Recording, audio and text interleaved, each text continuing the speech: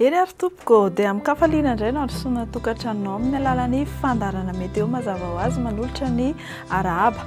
Mbola ambany mandrakariva ny tsindrin'ny atmosfera eto Madagasikara amin'izao fotoana izao ary mafimafy ny fitsokan'ny rivotra ny amin'ny morontsiraka andrefana manontolo iny mahazo morontsiraka atsimo andrefana sy ny morontsiraka avoany atsinanan'ny Madagasikara ka mila mitandrina ihany koa ny mpanjono an-dranomasina satria mbola ho avo ny onja.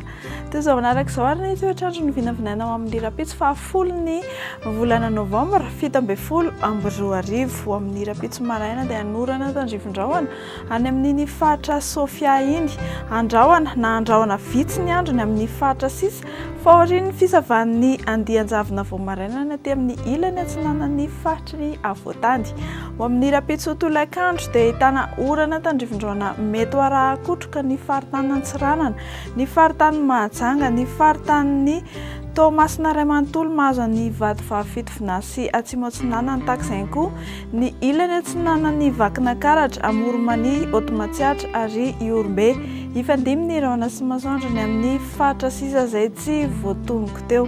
Ho amin'ny maripana no vinavinaina ho amin'ny rapitso maraina indray dia tsy dia misy fihetsehany firy 13 degré celsius ny ambany indrindra ny Vakinankaratra raha 12 degré celsius any Ambatolampy any. Ny amin'ny morontsiraka atsinana sy andrefana arak'izao hitantsika amin'ny sary izao dia eo anelanelan'ny 20 hatramin'ny 24 degré celsius.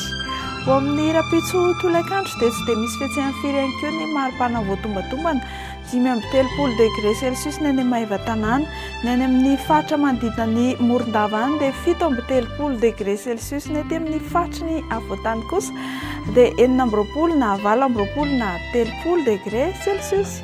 Raha hiampita ranomasina ianao dia omena fahafapo mandrakariva. Ho amin'ny rapitso dia olalovan-drahona indray ny amin'ny faritry Johannesburg sy Milan any fa mety ho arahana herika manify izany any Paris, Seychelles sy La Réunion. Ifandimby ny rahona sy masoandro ny Comores sy Bangkok.